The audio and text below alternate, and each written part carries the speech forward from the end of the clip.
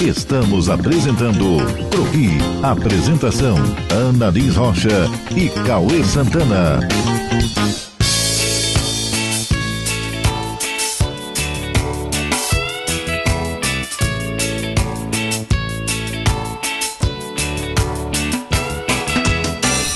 Pessoal, agora a gente está aqui com o Gustavo Rosa, que ele é o administrador do Parque Estadual de Itaúnas. Gustavo, fala um pouquinho pra gente como começou esse parque aqui de Itaúnas, para o pessoal entender um pouquinho da história da Vila de Itaúnas. Sim. Bom, o Parque Estadual de Itaúnas é uma unidade de conservação estadual administrada pelo IEMA e o início da história do parque foi quando, final da década de 80, início da década de 90, alguns impactos ambientais na região motivaram uma série de pessoas ambientalistas e pessoas de órgãos ambientais, de órgãos públicos, se mobilizarem para tentar frear esses impactos, essas ocupações irregulares, para tentar resguardar um pouco das riquezas naturais, das paisagens belas que a gente tem aqui na região e também da biodiversidade. Porque se a gente parar e fizer uma pequena pesquisa, você percebe que Itaúnas é um dos principais pontos turísticos do estado, né? E isso é levado em conta por toda a administração do parque, né? Exato. Itaúnas é realmente um dos principais pontos turísticos do estado, atrai uma grande quantidade de turistas. No verão a gente estima que aproximadamente 50 mil pessoas, só entre o Ano Novo e o Carnaval, visitem o parque, né? Mas esse número talvez seja ainda maior. E essa história de tentativa de conservar e manter um pouco disso, na verdade ela é mais antiga ainda. Na década de 50, 60, já houve uma indicação na proposta de conservação de uma área de 10 mil hectares aqui na região, só que isso não se consolidou. Então, após algumas décadas que houve já uma mobilização maior, que veio acontecer então e se fechar com a criação do parque em 1991. E aí foi então a intenção de frear a construção de um resort, a abertura de uma estrada, que iriam degradar uma boa parte de restinga aqui, né, entre a Vila de Itaúnas e o Riacho Doce. Além disso, a gente teve também, as pessoas que estavam envolvidas nesse processo também atentaram para a questão da conservação das tartarugas marinhas. Havia um projeto, né, que hoje em dia é o projeto Tamar, que estava começando a entender um pouco da dinâmica e da necessidade de trabalhar para a conservação dessas espécies. Gustavo, qual a importância desse parque, da preservação, da manutenção desse parque, como ele é para a vila hoje, que é uma ligação muito estreita entre o parque e a vila, né? Sim. Bom, vou contextualizar um pouquinho historicamente.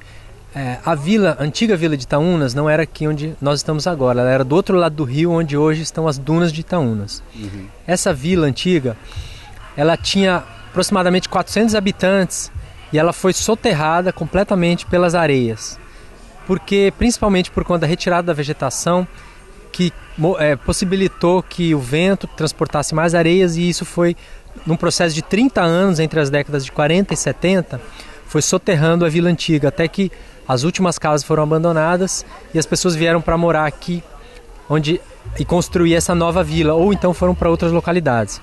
Então a gente já vê uma mudança muito grande, né, até de localização da vila. E outra coisa que se mudou com esse processo foram as atividades econômicas. Antigamente as pessoas subsistiam principalmente da pesca, do comércio da farinha, que era bastante produzida aqui na região. Havia também um pouco do comércio de madeira, que foi se intensificando depois de um momento, né, com a retirada de madeira da região, principalmente aqui, a região indo em sentido Pedro Canário, município vizinho.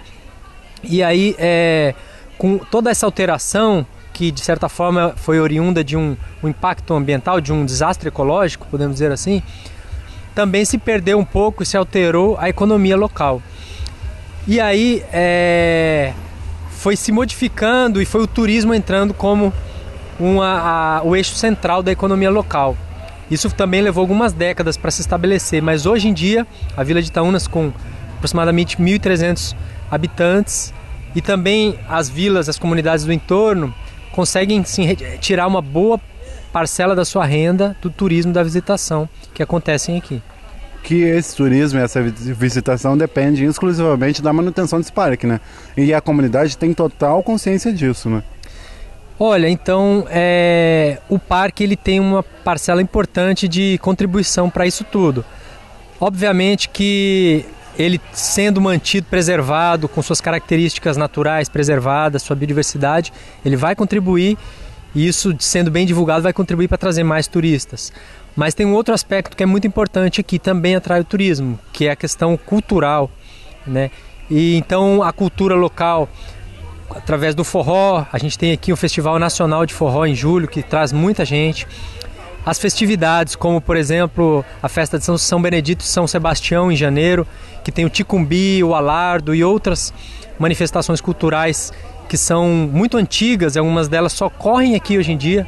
Então, são também festas e atrações culturais muito importantes para Itaúnas. Além disso, claro, o modo de vida, porque Itaúnas ainda é uma comunidade tradicional, uma vila com uma característica tradicional, com uma comunidade de pescadores e pessoas que têm uma ligação mais forte com a terra, né?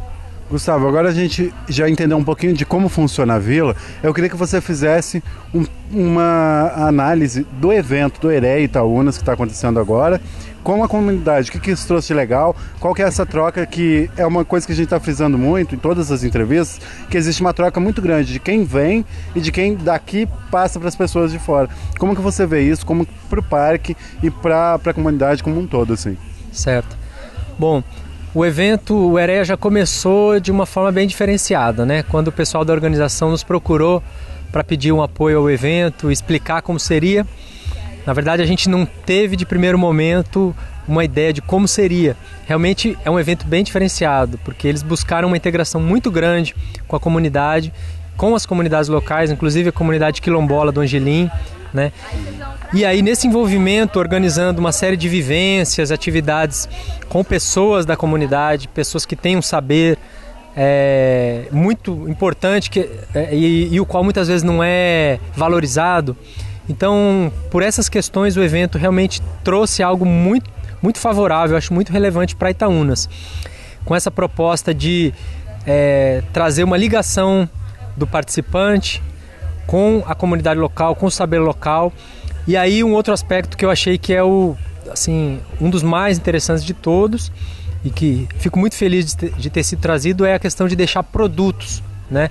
Então a organização tem sido muito cuidadosa e está tentando ao máximo atender a expectativa que isso gerou, que é de gerar alguns produtos que vão ficar para Itaúnas, para serem utilizados ou para subsidiar um maior aprofundamento em discussões, seja questão de expansão da Vila de Itaúnas, ou os projetos relacionados à vida da Vila de Itaúnas, como, por exemplo, a questão daqui da área do rio, que é um atrativo turístico, o pessoal toma banho e utiliza esse espaço intensamente. Então, um dos projetos que foi levantado é discutir uma melhoria desse ambiente, né, uma estruturação, uma adequação desse ambiente.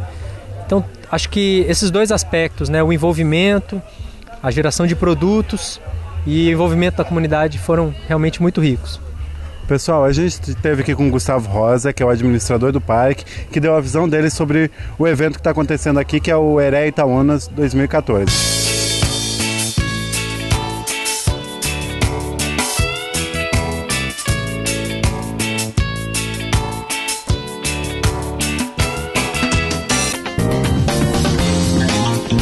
Estamos apresentando Croqui. Apresentação: Ana Liz Rocha e Cauê Santana.